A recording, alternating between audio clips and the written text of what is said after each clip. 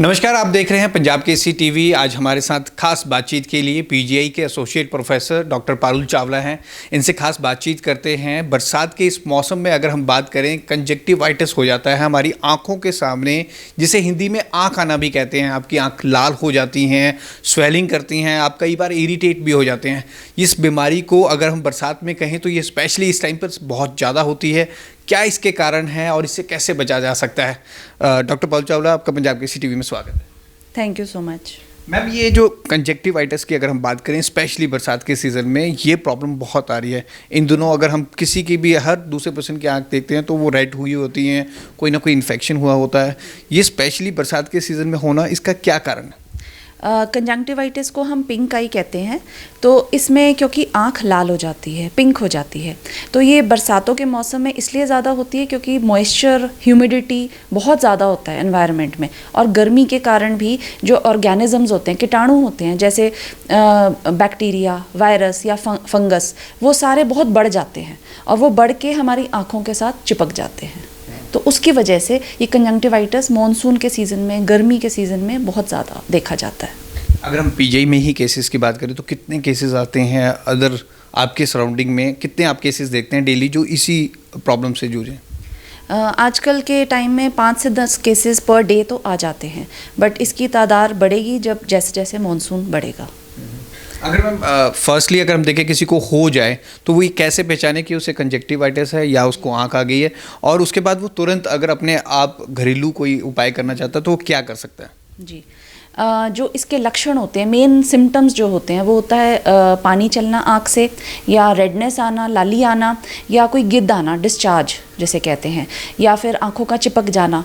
और अगर कभी कभी ब्लरी विजन भी हो सकता है पानी की वजह से, या फिर अगर आगे की जो पुतली होती है, ब्लैक रंग की पुतली जो होती है, वो अगर इन्फेक्ट हो जाए, उसकी वजह से निगाह भी कम हो सकती है।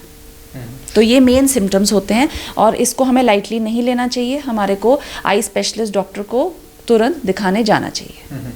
अगर कोई पेशेंट आता है तो अगर उसको आने में देर होगी हॉस्पिटल वगैरह, कोई घरेलू नुस्खा भी है इससे बच सकते हैं? क्योंकि जब भी ये किसी को होता है तो वो बार बार अपने हाथ से उसको आंखों को करता रहता है, उससे ज़्यादा नुकसान होता है। जी, हमारे को अपने हाथ बिल्कुल आंखों पे नहीं लगाने चाहिए।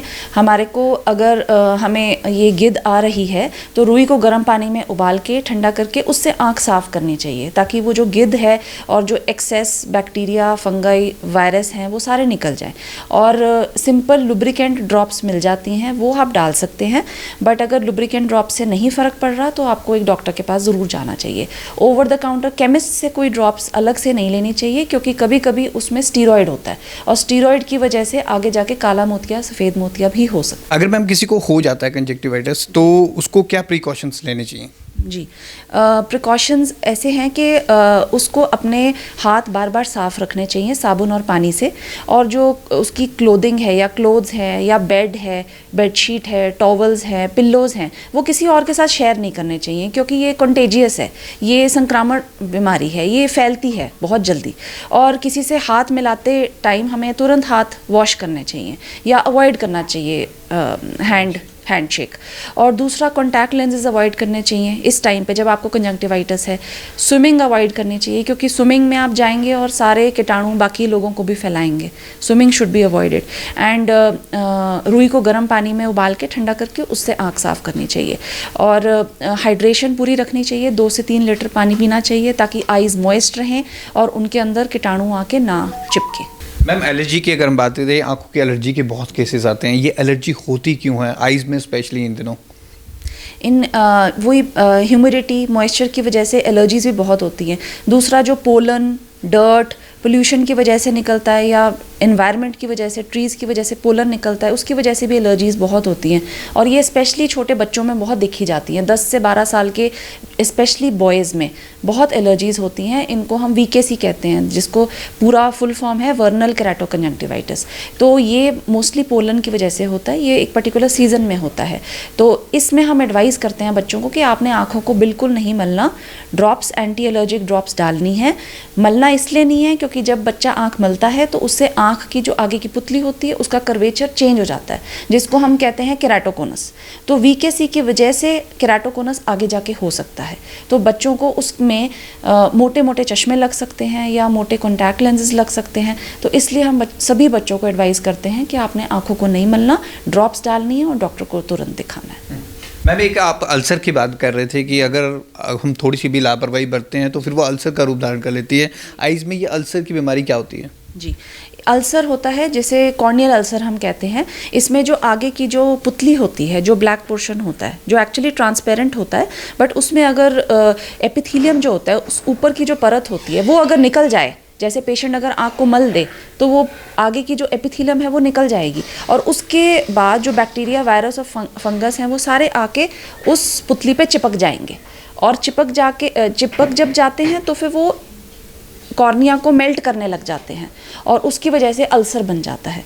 और वो अल्सर इतना डेंजरस होता है कि वो हीलिंग के बाद भी एक स्कार छोड़ देता है, निशान छोड़ देता है, जिसकी वजह से विजन काफ़ी कम रहती है काफ़ी लंबे समय तक। तो वो हमें स्टेज पहुंचने ही नहीं देनी चाहिए, हमें तुरंत डॉक्टर के पास जाना चाहिए। मैम, एक आइज़ को लेके काफ़ी मतलब लाइट लेते हैं, बहुत लेट हम डॉक्टर के पास जाते हैं क्योंकि आइज़ बहुत वीक होती हैं, लेकिन वो स्पेक्स नहीं लगाते, बहुत इग्नोर करते हैं, कंप्यूटर पे बैठे रहते हैं, वीडियो गेम्स खेलते रहते हैं।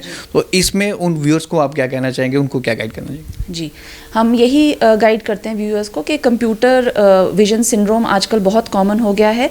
आजकल टीनेज बच्चे, बड़े एडल्ट्स, यंग एडल्ट्स, सब में ये कॉमन है। इसमें हमें 20-20-20 रूल अप्लाई करना चाहिए जो अमेरिकन अकेडमी ने दिया है। आफ्टर एवरी 20 मिनट्स, हर 20 मिनट के बाद आपको 20 सेकेंड का ब्रेक लेना चाहिए और 20 फीट की दूरी पे देखना चाहिए। सो इसको बोलते हैं हम 20-20-20 रूल। और अपनी बैक और टांगे बिल्कुल 90 डिग्री पे रख के आपको देखना चाहिए एंड आपका जो स्क्रीन है वो थोड़ा सा आपकी आईज से नीचे होना चाहिए ताकि आपको स्ट्रेन ना पड़े और आपको ऐसे करके ना देखना पड़े।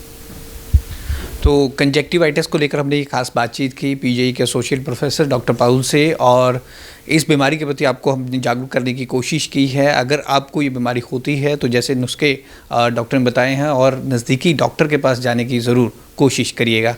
कैमरामैन अनिल के साथ भगवत सिंह, पंजाब केसरी, जगबानी टीवी, चंडीगढ़।